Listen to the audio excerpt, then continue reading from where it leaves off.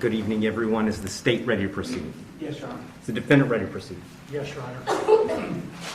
Sorry, it took me a little bit longer than anticipated, but there was a lot of information to consider. Let me just start by saying that as multiple people have observed, this is a particularly difficult case because there's really nothing that the court can do that's capable of fixing the harm that has been caused to the victims in this case. So that being said, I've got to start with the law. I'm bound by the law, and the law gives me a guideline for how to analyze an appropriate sentence in this case. So I want to start with the Camacho case. It's really the first thing I need to address is whether or not the court's going to depart from the minimum in this case, which is 222 months or approximately 18 and a half years in the Florida State Prison as a minimum. The Camacho case, as Mr. Fitzgibbons pointed out and argued, lays out really a three-factor test. Is there a valid legal basis for departure? Is there competent substantial evidence that the facts support an application? Or do the facts apply to the departure basis that is being asserted? To both of those questions, I answer those yes. There is a valid legal basis for departure, and there is competent substantial evidence that would support a departure. And really, I'd find that as to all of the departure bases argued, with the exception of the disparity argument. I'll just comment on that one for a moment. The defendant has argued that an available basis for departure is the disparity between the guidelines and the sentence that Mr. Barano got. I don't agree with that. I agree that disparity could potentially be an available legal basis for departure. But in this case, I don't think it applies because I do think that there are important substantive differences between the facts as applied to Mr. Barano and the facts as applied to Mr. Herron. The state's put those on the record. I won't elaborate on it too much other than to say I think that the difference, the age of majority for Mr. Herron is one of those. But mostly I just think that the facts are different as between those two defendants. And so I don't believe that the facts in this case support that as a departure basis because I believe that a disparity in sentence between Mr. Barano and Mr. Herron is appropriate in this case. That brings me to the third question of essentially the third factor under the Camacho case is should the trial court depart?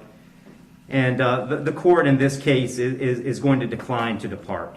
So I'm answering that question in the negative. The trial court in this case is not going to depart. And I don't reach that decision lightly. When evaluating an appropriate sentence, I will start with Florida Statute 921.002. It was pointed out several times the primary purpose of the Criminal Punishment Code in Florida is to punish. And I've got to take into account the severity of the primary offense and the circumstances surrounding the primary offense. When I take into account circumstances and severity, a lot of what I'm taking into account really when I sentence is intent and harm. And in this case, there wasn't any evidence, and nor does the court believe that there was any specific intent to do harm, in this case to the victims. But there was intent to drive at an egregious speed, 102 miles an hour, regardless of the consequences and regardless of of who that ended up harming. And then the second part of that, the second component, is the harm caused. And in this case, it's just impossible to have greater harm than the harm that occurred in this case, which was the loss of a mother, loss of a baby, and really the loss of a family as it existed when this occurred.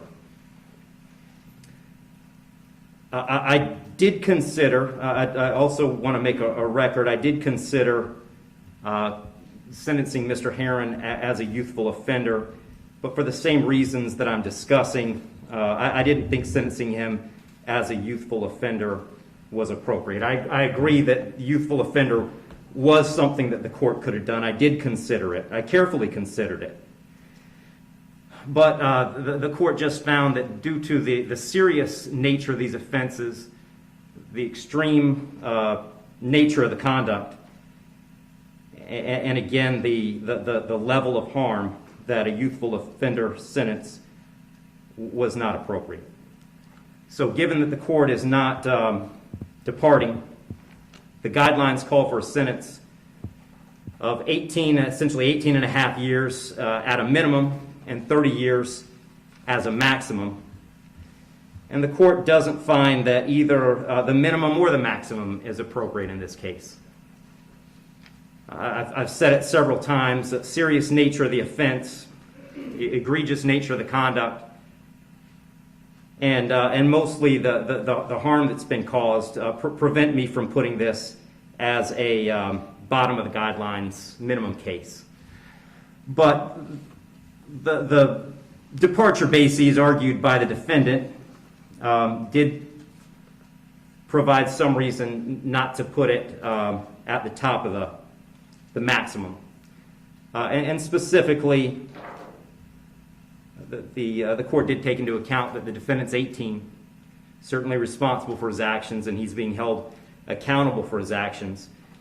But the age of 18, the court finds, is a mitigating factor and shouldn't put this at a maximum. Also, the complete lack of prior criminal history is something that the court considered as preventing this from being at the top. So having said all that, the court is going really toward the middle between the minimum under the guidelines and the maximum punishment permitted under Florida state law.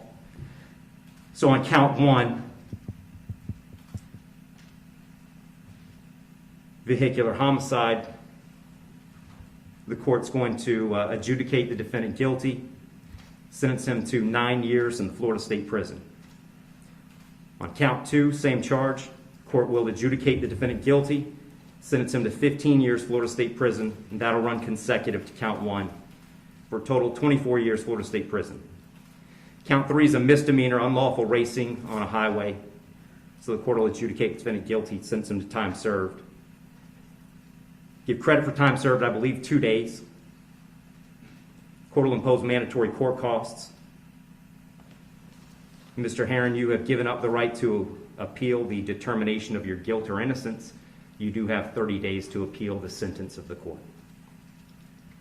And I'll direct the bailiffs to take Mr. Herron into custody.